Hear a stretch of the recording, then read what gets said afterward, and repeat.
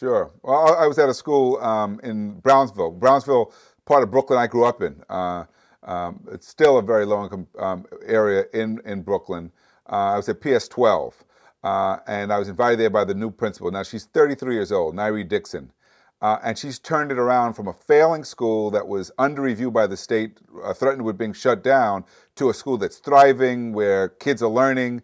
And so you would say, well, how'd she do it? Well, she is so focused on the quality of teaching, so focused on making sure that children are on task, the adults are on task, with making sure that that is an inviting and attractive place to be, that she has really transformed the culture, gotten rid of the people who couldn't teach because they had too many of them there before, and found ways to provide support for those who are there, and they know exactly what the kids need. And they focus on student needs, both the learning needs, but also, as important, the social needs. Hungry kids don't do that well in school. Kids who are have basic needs not being met will often not flourish. And so she has a broad view of what it takes to educate her children, and she's able to make it happen. Well, I'm not in a position of either leading a school or a district. I work as an outsider a lot of times, trying to help, trying to encourage, trying to push in some cases. And my vision, I think, comes from the fact that I get to visit lots of places, lots of schools, and both see the good and the bad, and have a sense of why the bad is so pervasive and what it might take to create more good and effective schools. And so a lot of my work involves trying to help, particularly the leaders, have develop a vision that's clear and compelling, but also try to inspire teachers so that they understand that the problem is not the kids, the problem is their ability to teach the kids. And I think if you can put the onus back on them so that they have a sense of pride and responsibility in what they do, that teachers will be a lot more effective. Now, the other side of that is not everybody can be a good teacher. And part of what we also have to do is let people know that sometimes they need to find other work because they're just not cut out for it. So. Well, you have so many examples of leaders who are not effective. You have people who are too punitive, so that if a teacher asks for help, that's used against them. So rather than saying, I need help with something, they will just close the door and fake it because they don't want to have someone penalize them. You have leaders who are lazy. They sit in their office and they act as though you can provide leadership from their office, and that never works. You have leaders who don't delegate, don't share the leadership. So they put in lots of hours, they try to make it all happen, but schools are too large and complex for them to be everywhere. And the best leaders know how to share that responsibilities with others. So the most important thing, I think, for a principal to realize is that the most important work occurring in the school is in the classroom. And since they're not in classrooms, their primary job is to support their teachers and to create the conditions that allow their teachers to be successful, which means making sure that there are adequate supplies, that the building is running smoothly, that discipline and order are maintained, and that parents and the community are engaged. And those are really important roles for principals to take on.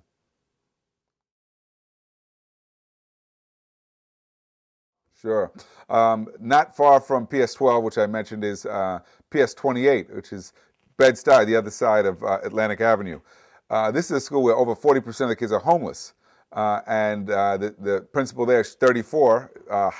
It's a highly effective school, a high-performing school. The principal there, when I took a tour there last year, she introduced me to her secretary. She said, I've trained my secretary to do most of my administrative jobs. Right? I said, well, then what do you do? She says, I am the lead teacher at the school. I'm in classrooms all day. I work with teachers, and I teach the kids that teachers don't know how to teach. Because I want to make it clear to my teachers that I didn't become a principal to escape the classroom. I became a principal to be the leader of the classrooms. And I watched her as she interacted with teachers. And it was very clear that she saw them as colleagues, as part of a team, that even though she was clearly the leader, she was also there to support them. At one point I said, well, how do you get along with your union? She said, let me introduce you to my union rep. And it was very clear that they were partners in this effort and working well together. So, what she has is something that is very difficult to teach, which is a high degree of social intelligence. She knows how to work with people. She knows how to bring the best out of people. She knows how to read people and understand their strengths.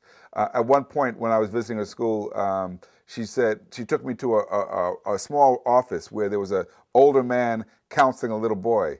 And I said, she said, you see that man there? I said, yeah. And she says, I got him from the rubber room. Now, those people who don't know New York, the rubber room is a place where they put teachers and school staff that nobody wants, and they stay there indefinitely and get paid, and it's a really horrendous situation. So I said to her, I said, how did you know to get him out of the rubber room? She said, well, I don't know why he was there, but he had been my counselor when I was a kid in school. So when I heard he was in the rubber room, I asked for him and I brought him to my school. So I sat in and I introduced myself, and they introduced me to the little boy who was there talking to him. So the counselor said, well, ask this little boy why he's here today. So I said, why are you here? The boy's about 8 years old. He says, I'm learning how to be good. I said, you're learning how to be good? I said, is it working? He said, I hope so, because I'm tired of getting in trouble all the time.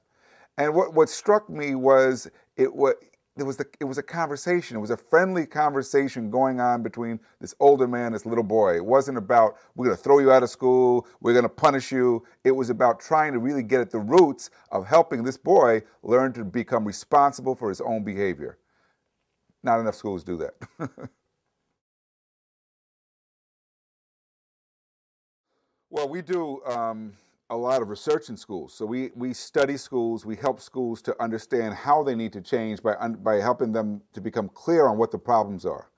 We think it's very important that before you go and reform a school or change a school, that you are clear what the problem is, that you make sure that the remedy matches the problem, which sounds like common sense, but unfortunately that doesn't happen enough. So it's very important to give teachers, principals, a real clear sense of what they need to focus on in order to get better results.